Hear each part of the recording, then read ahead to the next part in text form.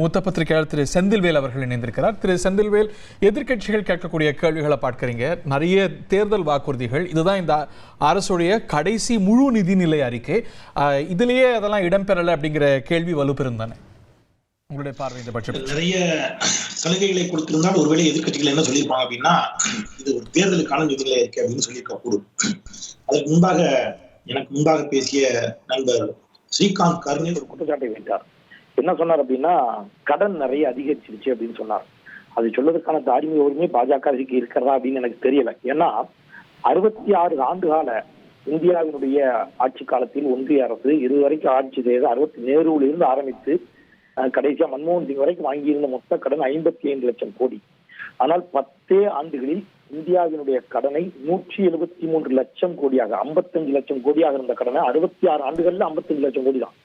இவங்க 10 ஆண்டுகள்ல 173 லட்சம் கோடிக்கு உயர்த்திய ஒரு சாதனையை மரியாதைக்குரிய நம்முடைய பிரதமர் நரேந்திர தாமோதர் தாஸ் மோடி அவர்கள் செய்தார்.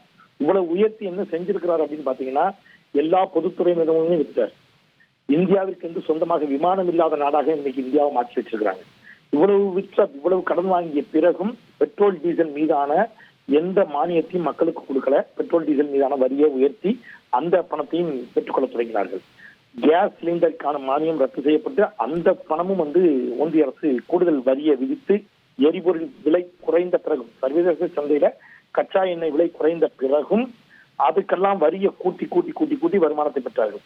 சோ எல்லா இடங்களிலும் வருமானத்தை பெற்று பொதுத்துறை நிறுவனங்களை விற்ற பிறகு மாநிலங்களுக்கு கொடுக்க வேண்டிய நிதியை கொடுக்காம நிப்பாட்டி, பேரிடர் நிவாரண நிதியையும் கொடுக்காம நிப்பாட்டி, இத்தனைக்கு பிறகு இவர்கள் கடன் வாங்கி சாதித்தது என்ன அப்படின்னு யோசிச்சீங்கன்னா, டாலருக்கு நிகரான இந்திய ரூபாய் மதிப்பு பெரும் வீழ்ச்சியில போய் நிற்குது. வேலையில்லா திண்டாட்டம் இந்தியாவில் உச்சத்தில் இருக்குது. IMF எச்சரிக்கை கொடுக்கிறது, 100 மடங்கு அதிகமாகிறது கடன்.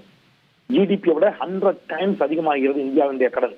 இது இந்தியாவை பெருமளவில் பாதிக்கும், இந்தியாவை அதல பாதாளத்தில் தள்ளும் என்று IMF எச்சரிக்கிறது. சோ இதெல்லாம் இவர்கள் இதை எதையும் பொருட்படுத்த தயாராக இல்லை. மாறாக அவர் இன்னொரு கேள்வி கேட்டார். இவ்வளவு கடன் வாங்குகிறதே தமிழ்நாடு அரசு, பயனாளிகள் யார் அப்படின்னு கேட்டார். பயனாளிகள் யாருன்னு போய் மக்கள்கிட்ட கேட்க சொல்லுவாங்க. புதுமை தொழில் திட்டத்தின் மூலமாக எத்தனை லட்சம் மாணவிகள் உயர்கல்விக்கு சென்றிருக்கிறார்கள். இன்னைக்கு டேட்டாவோட சொல்றாங்க. நீங்க டேட்டா இருந்துச்சுன்னா மறுங்க, நீங்க ஆதாரங்களோடு மறுங்க. இந்த 1000 ரூபாய் கல்வி உரிமை தொகை கொடுக்கப்பட்ட பிறகு 10 மடங்கு அதிகரித்திருக்கிறது உயர்கல்விக்கு சொல்லக்கூடிய பெண்களுடைய எண்ணிக்கை, மாணவிகளுடைய எண்ணிக்கை.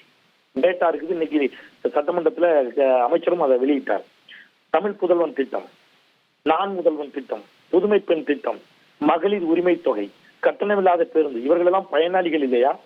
இந்த பயனாளிகள் எல்லாம் பாஜக கண்களுக்கு தெரியவே செய்யாதா?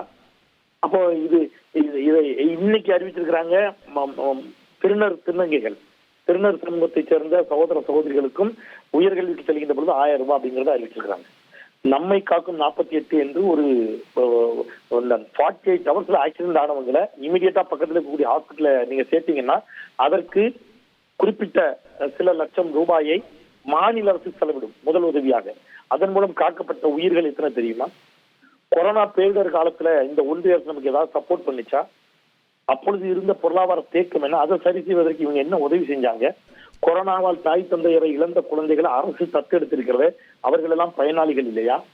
சோ பயனாளிகள் யார்? நீங்க சுட்டி காட்டுங்க. ஒரு எதிர்க்கட்சியாக கண்டிப்பாக சுட்டி காட்ட வேண்டிய கடமை இருக்குது.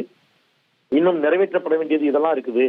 இதெல்லாம் இன்னும் செம்மைப்படுத்தணும்னு ஆக்கப்பூர்வமான ஆலோசனைகள் வாங்குங்க. ஒரு அரசு அதை கேட்கணும், அது அரசுடைய கடமையும் கூட. ஆனால் பொதுவாக லெப்ட் ஹேண்ட் டீல் பண்ற மாதிரி எதுவுமே நடக்கல என்று புறந்தள்ளுவது. நீங்க சென்னையில இவ்வளவு பெரிய கலைஞர் பன்னோக்கு மருத்துவமனை கட்டியிருக்கிற யாருடைய காசு? மக்கள் வரி பணத்துல இந்த 3 ஆண்டுகளில் கட்டப்பட்ட காசு இல்லையா? சென்னையில பெருமழை வெள்ளத்தை தடுப்பதற்காக இவ்வளவு பணிகள் முடிஞ்சிருக்குது, அதெல்லாம் பயனாளிகள் இல்லையா? சென்னையில இருக்கக்கூடிய மெட்ராஸ் நம்முடைய குதிரை பந்தய மைதானத்துல 5 குளங்கள் வெட்டப்பட்டிருக்கு. வேளச்சேரியில தேங்கிய தண்ணீர் எல்லாம் அங்க கொண்டு கொடுத்துருக்காங்க. இதெல்லாம் யாருடைய காசு? எத்தனை நியோ டைடல் பார்க் அமைக்கப்பட்டிருக்கு தெரியுமா? தஞ்சாவூர், சேலம், இந்த மாதிரி அக்காம்ப்ளிஷ்மெண்ட்ஸும் பாருங்க அப்படிங்கிறீங்க. செய்திகளை உடனுக்குடன் தெரிந்து கொள்ள உடனே சப்ஸ்கிரைப் பண்ணுங்க.